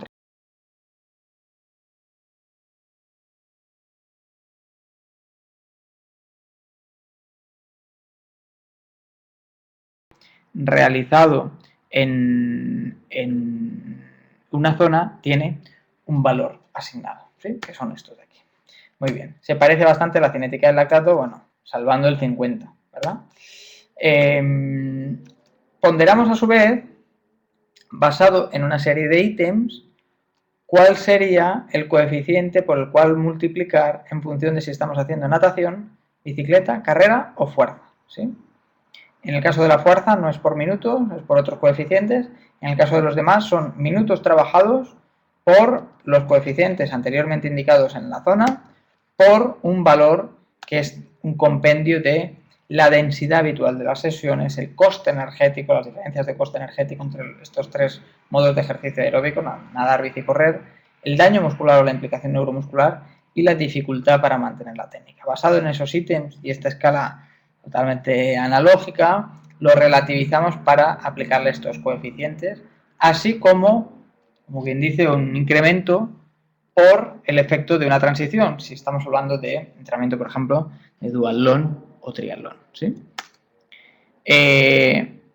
Ya sé que no he explicado los fundamentos de esos coeficientes y demás con el debido énfasis, pero no es el objetivo de la charla. Estamos hablando de los pasos para realizar una periodización y dentro de ello estábamos hablando de la cuantificación y dentro de ello estamos proponiendo este modelo ya de una forma un poco ligera, es decir, rápida, para que vean cómo podemos estar comparando con todas las limitaciones que le quieran hacer a este modelo, la carga en diferentes tipos de sesiones, ¿sí? Y pueden observar cómo estas tres sesiones tienen un nivel de carga muy similar. ¿En qué escala nos basamos normalmente? Es decir, ¿qué valores nos suelen salir de equivalentes de carga objetiva entre una sesión muy suave y una sesión muy dura? Pues una sesión muy suave pues viene a ser, por ejemplo, 30 ecos, ¿no? Por ejemplo, media horita de carga continua muy suave, sería 30 por 1, 30, por 1 a su vez por el modo de ejercicio, son 30 ecos.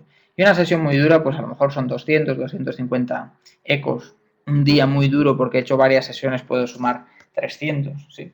Aquí vemos sesiones de dureza intermedia, ¿no? Tirando alta, en tres modos de ejercicio, bicicleta, carrera y fuerza, y cómo pueden tener una carga similar, ¿sí? Aplicando esos coeficientes por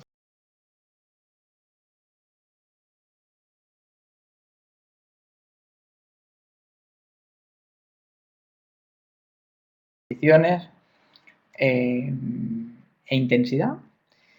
Y aquí vemos diferentes ejemplos ya más centrados, cursos de carrera, en diferentes sesiones de carrera. Fíjense cómo la carga puede ser más o menos similar entre esos diversos trabajos, unos a umbral anaeróbico, otros por debajo del primer umbral, otro de desarrollo de capacidad láctica o de potencia láctica.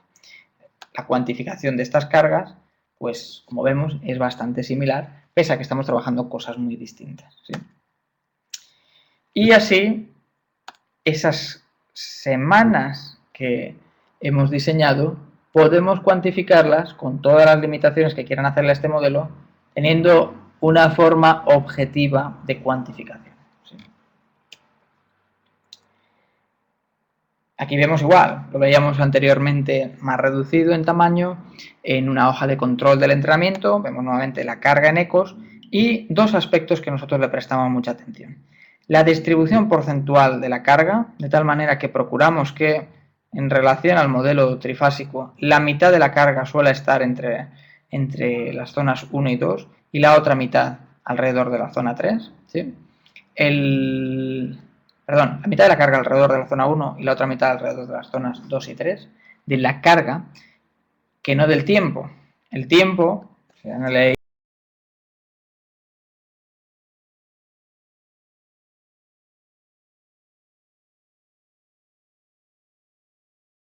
el 80% alrededor de zona 1 de trabajo en tiempo y alrededor del 20% en las otras zonas, ¿verdad? Más moderadas o intensas, ¿sí? Es otra forma complementaria de realizar el control del entrenamiento.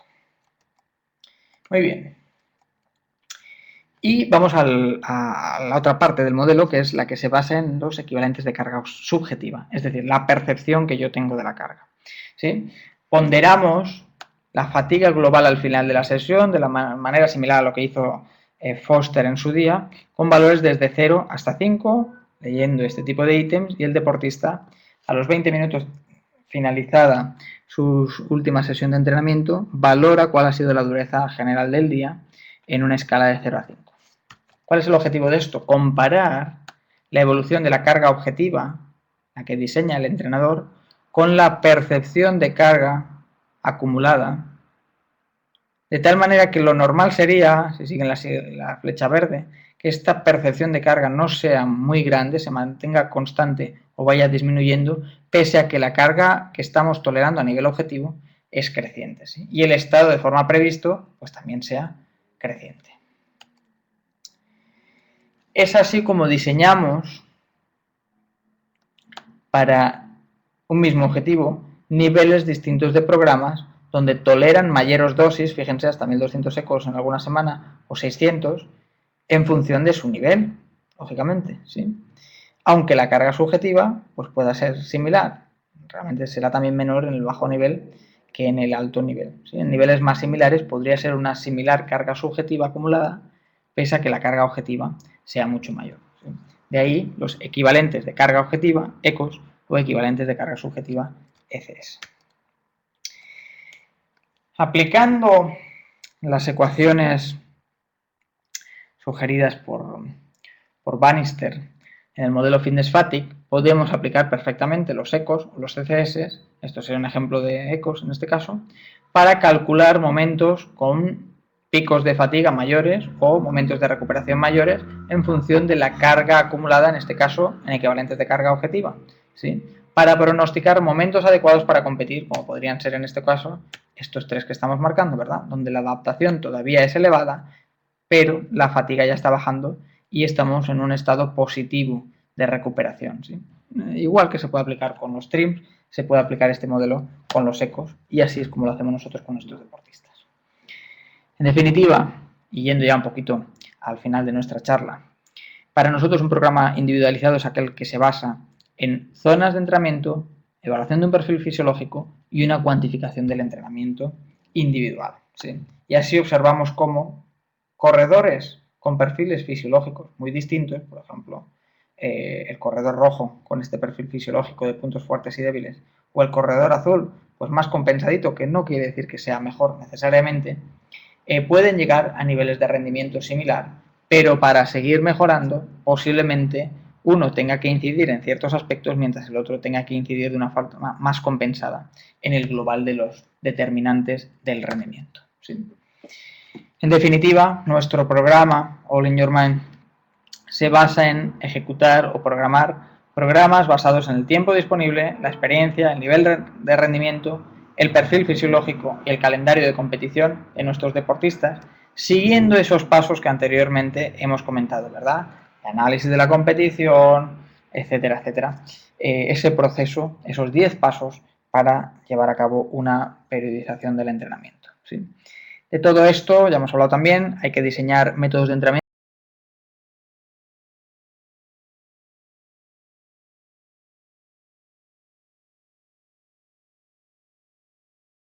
también, pues como ustedes saben, procuramos retroalimentar el programa con trabajos de investigación, tanto del control del entrenamiento como del análisis de la competición, como de los efectos entre dosis y respuesta de modelos diferentes de periodización del entrenamiento y los efectos que tienen en el rendimiento final de nuestros deportistas, ¿sí? Dicho esto, vamos a las conclusiones.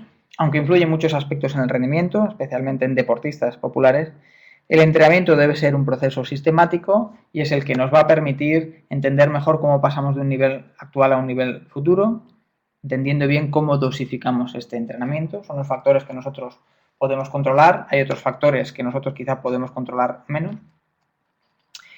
El entrenamiento es mucho más que una prescripción rutinaria. El entrenamiento nunca es una rutina. A mí me horroriza ese nombre porque una rutina es algo parecido, por ejemplo, a lavarse los dientes, algo que hace de una forma repetitiva, más o menos siempre igual, y obviamente eso, desde el punto de vista biológico del rendimiento deportivo, no va a llevar más que a un mantenimiento, ¿no? Y a una del nivel y a una disminución de la eficacia del estímulo. Por lo tanto, esto tiene una complejidad importante y hay que dosificar el entrenamiento de acuerdo a la evolución del rendimiento y las características individuales de nuestro deportista. El hecho de que seamos sensibles a la intuición o al empirismo no quita que seamos metódicos y sistemáticos en la administración de esas dosis y en el diseño de esos programas, periodizaciones del entrenamiento. Y aquí, bueno, hemos hablado de tecnología, hemos hablado de que es muy importante las zonas basadas en una determinación fisiológica, etcétera, etcétera, etcétera, pero no hay excusas para cuantificar, eso siempre lo digo, ¿no? Pues a ver, si lo tienes que hacer con test de campo, etcétera, pues está más limitado, sí, pero no hay excusas para llevar a cabo un entrenamiento con unos criterios sistemáticos y cuantificarlo con las formas que que ustedes tengan al alcance. No tenemos el K4 en la web, lo tenemos en la empresa, pero este es otro modelo un poco más baratito, este que se ve en la foto, este es el Breeze, sin que hacer propaganda, de Medical Graphics, pero se puede hacer también con test de campo. Recuerdo mi última colaboración sobre entrenamiento, como hablábamos de diferentes formas, por ejemplo, de establecer intensidades de trabajo y métodos de entrenamiento, en este caso en carrera, ¿verdad? Muy bien, bueno, pues llega su turno. Muchas gracias. Les puedo dedicar unos 20 minutitos más para solucionar las dudas puntuales que tengan al respecto de esta charla, y a todos los que a su vez están participando en el curso de pedestrismo y carreras de aventura, pues en breve les emplazaré a sesiones de chat donde puedan hacerme las preguntas que ustedes quieran. A su vez, tienen a su disposición el servicio de consultas para que yo les pueda contestar a lo largo de estos días, durante la duración del curso, a sus preguntas. Bueno, vamos a...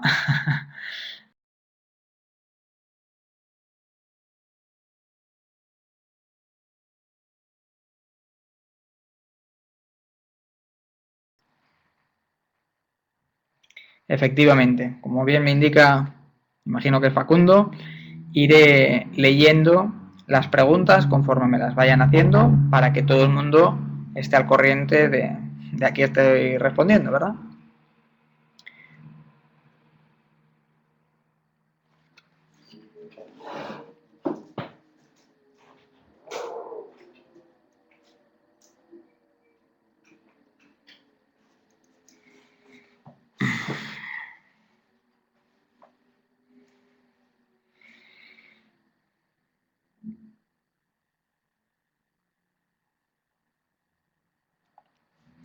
Muy bien, el amigo Facundo me dice que tiene muchas preguntas, pero que les va a dejar cancha a los diferentes participantes. Gracias por las felicitaciones. Cuando quieran, disparen y contesto.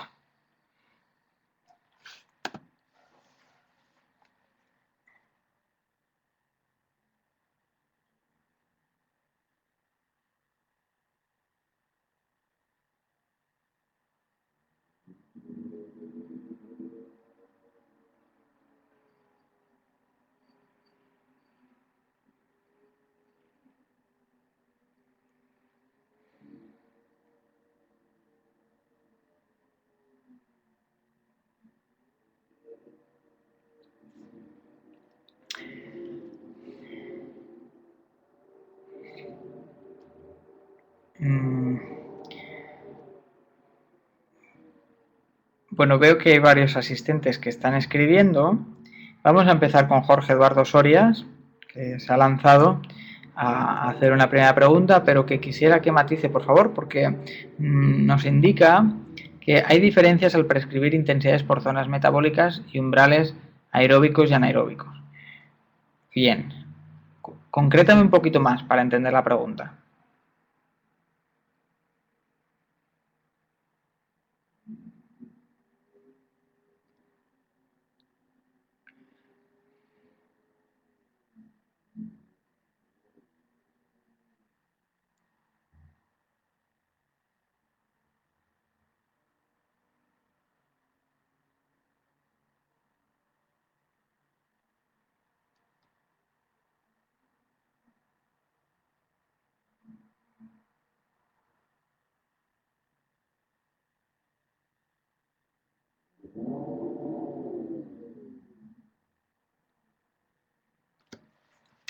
Muy bien, mientras ustedes van lanzando sus preguntas, vamos a ir contestando algunas de ellas.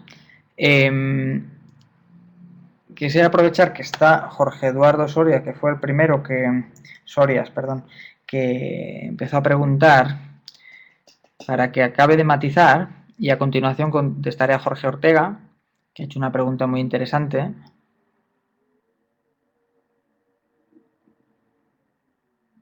Vamos a ver. Bueno, veo que están ametrallando todos. Muy bien. Jorge Eduardo, discúlpame, voy a empezar contestando a Jorge Ortega y luego voy con tu duda.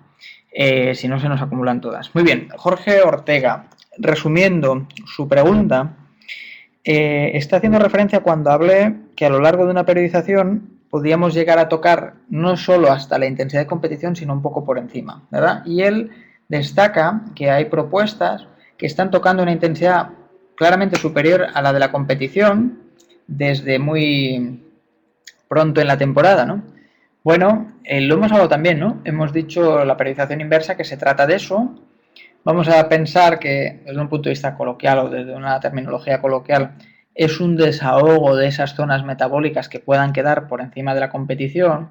Vamos a pensar desde un punto de vista de la terminología que estamos utilizando, es una mejora de los limitantes respecto a la intensidad de la competición que luego nos puede permitir más adelante trabajar de forma específica, mejor, con más opciones de éxito, la intensidad de la competición. Entonces ahí, efectivamente, en función de si es una periodización más tradicional o más inversa, se puede hacer más al principio o al final, ¿no? Y se podría hacer en los dos momentos, de hecho, se volvería en una periodización inversa a tocar intensidades un poquito por encima de la competición al final de la preparación. En mi opinión, en la parte específica, esa es la clave, ¿no? En la parte específica, el trabajar un poco por encima de la intensidad de la competición es lo que nos va a permitir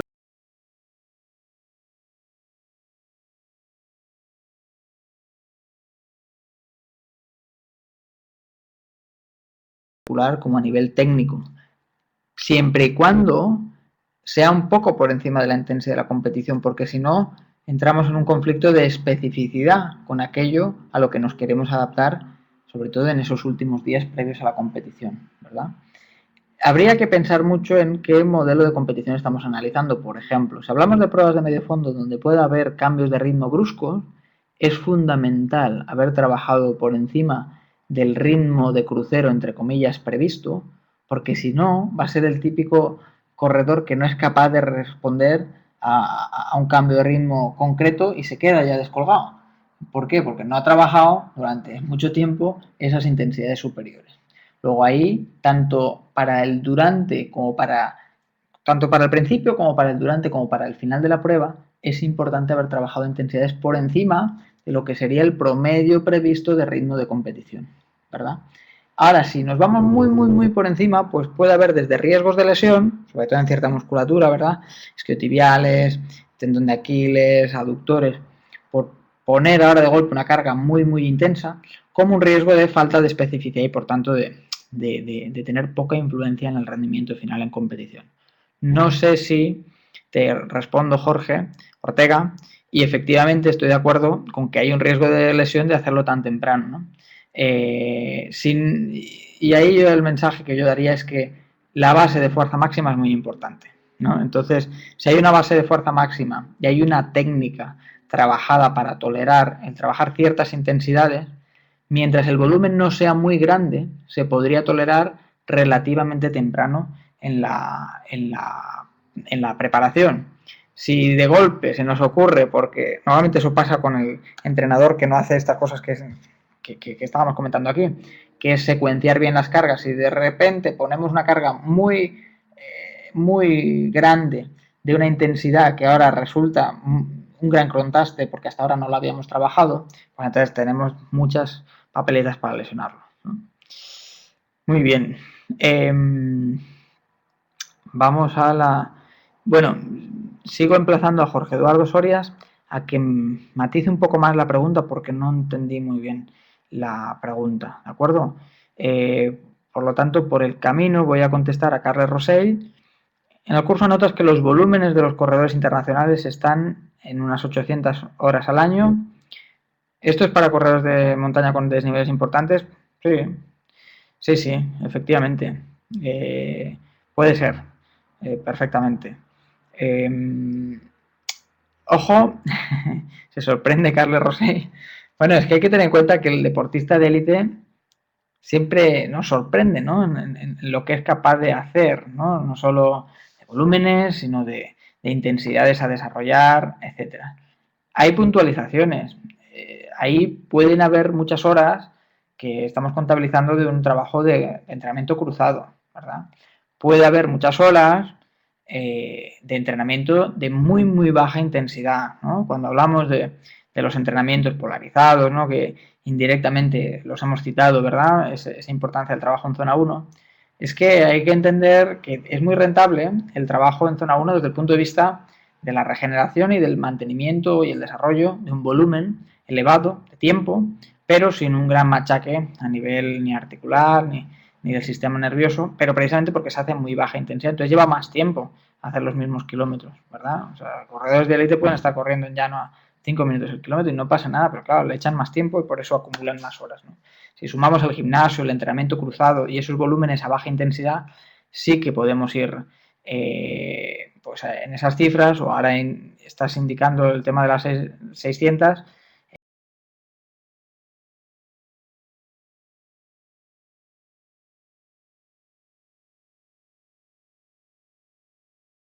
precisamente enlazando con el modelo ECOS que estábamos anteriormente explicando, la carga que nosotros le estamos imputando a la bici es equivalente a hacer el doble de tiempo en bici respecto a lo que harías corriendo, ¿no?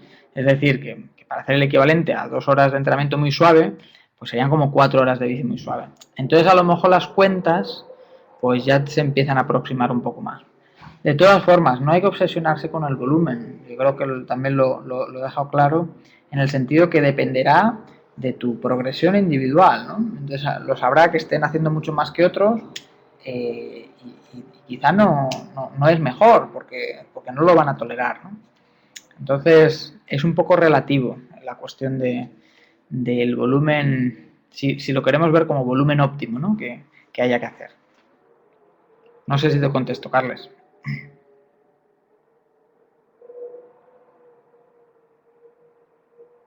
Perfecto. Alejandro Sebastián Zócola. Muy bien. Muy interesante. Lo comento para todos por si están escuchando y están buscando a qué pregunta hago referencia. Indica Alejandro. ¿No convendría en la fase competitiva priorizar la fuerza máxima para evitar fatiga residual que perjudique los trabajos de calidad precompetitivo específicos? Sí, sí, sí. No, no, no creo que esté en contra de las cosas que aquí hemos comentado, pero entiendo que coincidirás conmigo que ese trabajo de fuerza máxima no es en el que más enfatizamos en ese momento final de la temporada, sino que donde más hemos enfatizado es anteriormente, ¿verdad? Y que posterior a ese mayor énfasis de la fuerza máxima está el desarrollo de la fuerza resistencia específica. Y el matiz que haces es muy bueno. Luego puede que volvamos a hacer algún apunte de fuerza máxima, de fuerza potencia, con volúmenes bajos con el objetivo de mantener los niveles de fuerza y efectivamente en las últimas semanas quitar ya, eliminar ese trabajo de fuerza específica para evitar lo que muy bien defines, ¿no? Esa fatiga residual de tanto énfasis, en este caso a nivel neuromuscular específico, ¿no? O sea que totalmente de acuerdo, quizá no se ha entendido que cuando hablaba de que la fuerza máxima va antes que esa fuerza específica, se refería al desarrollo, ¿no? Más que al mantenimiento final. Y que la fuerza específica no hay que mantenerla hasta los últimos días en las últimas sesiones, sino que se abandona en aras de unos pequeños estímulos de mantenimiento con volúmenes bajos de trabajos, por ejemplo, de fuerza máxima o fuerza resistencia. Perfecto. Muy bien, tenemos unos 5 minutos más para plantear alguna duda.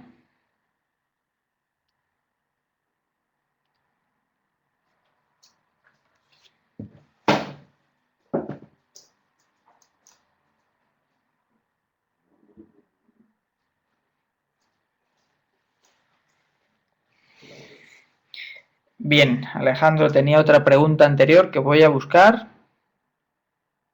Vamos a ver.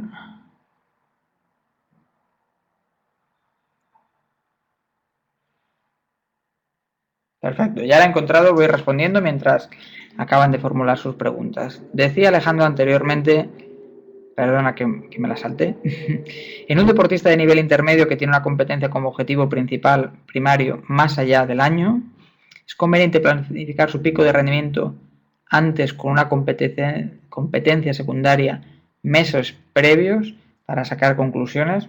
Sí, no, por supuesto. No por hacer un programa mucho más largo vamos a llegar mucho mejor, ¿no? Los sistemas se saturan y por tanto, en mi opinión, y voy dando datos pues para que esto sea útil, ¿no? En mi opinión, para cualquier prueba de fondo, vamos a englobar ahí carreras de montaña, ultrafondo, etcétera, más de 30 semanas me parece mucho. Es mejor fraccionarlo en otros objetivos secundarios que van a ser referentes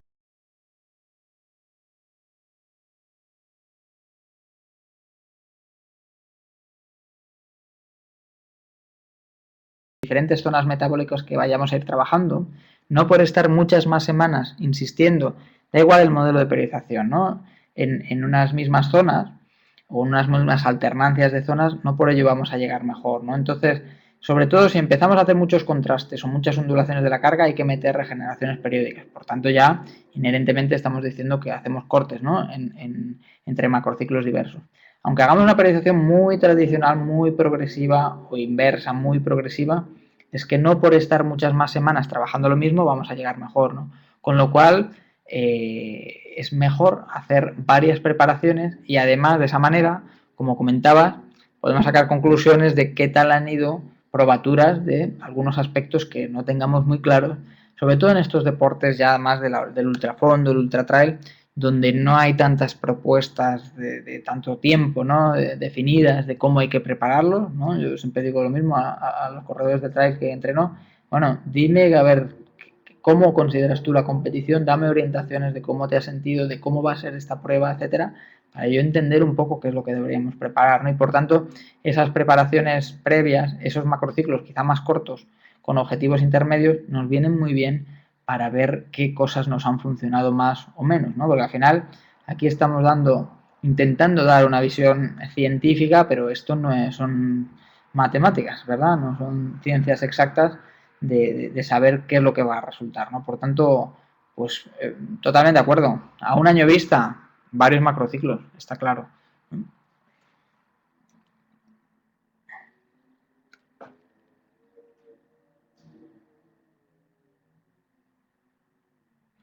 Muy bien, Jorge Ortega tenía otra pregunta sobre si hemos publicado este sistema de planificación y cuantificación de la carga.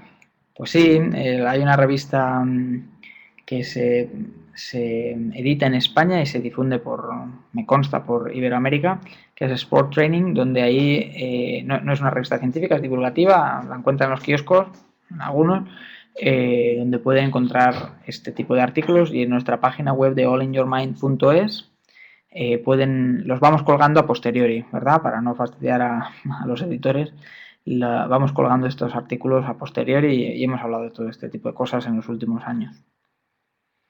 Muy bien, Bruno Agustín Moreno tiene una pregunta respecto a volúmenes máximos por semana que se deberían trabajar en competiciones de 10 kilómetros, media maratón y maratón.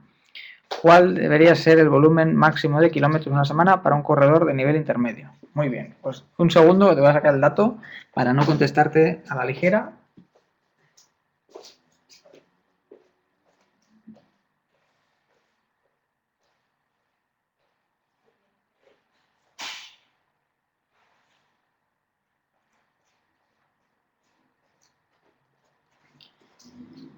Aquí estamos ya de nuevo.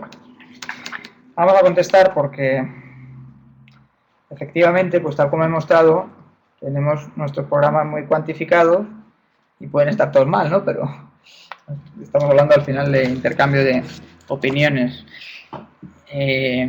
más o menos contrastadas, ¿no? Pues mira, kilómetros pico, nivel, dices, intermedio.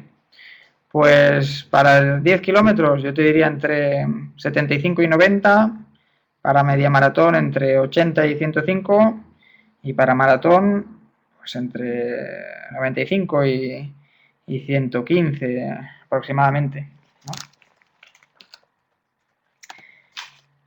Insisto que a veces no todos son los kilómetros, porque si corres por una superficie que te hace ir mucho más despacio, pues claro, a lo mejor te salen menos kilómetros, pero las horas las has echado, ¿va? Entonces, no sé si te contesto un poco por semana, sí, pico, ¿eh? Estamos hablando pico.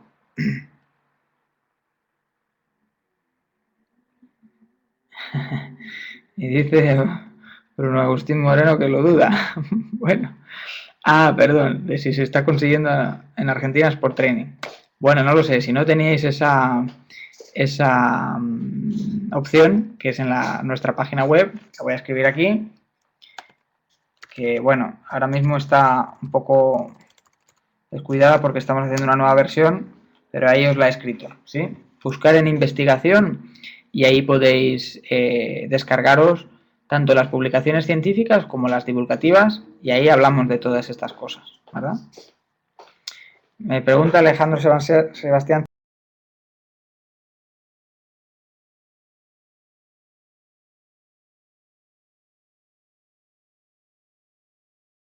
Pues, lógicamente no todo el mundo es tan regular, ¿verdad? Como en la programación, ¿verdad? Y por eso insisto en la importancia de la cuantificación del entrenamiento, ¿no? Y aquella escala que hemos definido como escala de carga subjetiva. Es que el entrenador puede planificar una carga objetiva que es muy importante hacer, etcétera, etcétera, etcétera, pero por diversos factores, y uno de ellos puede ser el ciclo menstrual de la mujer, pues no se está asimilando bien, ¿no? Y aparte de ahí reacciones distintas, ¿verdad? Y a veces cambia en pocos días. Con lo cual yo creo que no es tanto una cuestión a periodizar, ¿no? Entendida la periodización como a medio plazo, como a programar y controlar, ¿no? En el entrenamiento para adaptarse a eso, ¿no? Perfecto, ¿no? Muy buena observación. Vamos cerrando intervenciones, nos quedan 2 minutos. Eduardo Arriola, el primero que apareció en esta sala virtual, ¿verdad? Antes de iniciar la conferencia. Comentar pregunta que si considero conveniente el uso de la electroestimulación para recuperación o trabajo de fuerza, y cuidar las articulaciones. Pues sí, por supuesto, ¿no? De parte tengo buena relación con diferentes casas comerciales, en particular con una española, al respecto de la electroestimulación, ¿no? Creo que para la recuperación es perfecta y para el trabajo de fuerza mi opinión es que debería ser hecha a la vez que se hace la contracción voluntaria, ¿no? Y en mecánicas de ejercicio que nos permitan desarrollar por lo menos la coordinación interna de aquellos gestos que nos interesan. No me decantaría mucho por ella estando en casa haciendo un programa de tonificación, por ejemplo, ¿no? Yo eso lo dejaría para los programas de recuperación y en todo caso como ayuda a la contracción voluntaria en el desarrollo de la fuerza o potencia máxima sí que me parece interesante. Muy bien, muchas gracias a todos los que están saludando y agradeciendo pues nuestra intervención. Por supuesto les agradezco yo igualmente su asistencia y sus muy interesantes observaciones, que eso también es muy importante y gratificante, ¿no? Bien, les emplazo pues a las sesiones de chat en aquellos que están participando en el curso de pedestrismo. Las programaré en breve para los próximos días. Yo creo que a lo largo de la semana que viene programaré ambas. Y nada más. Muchas gracias a todos.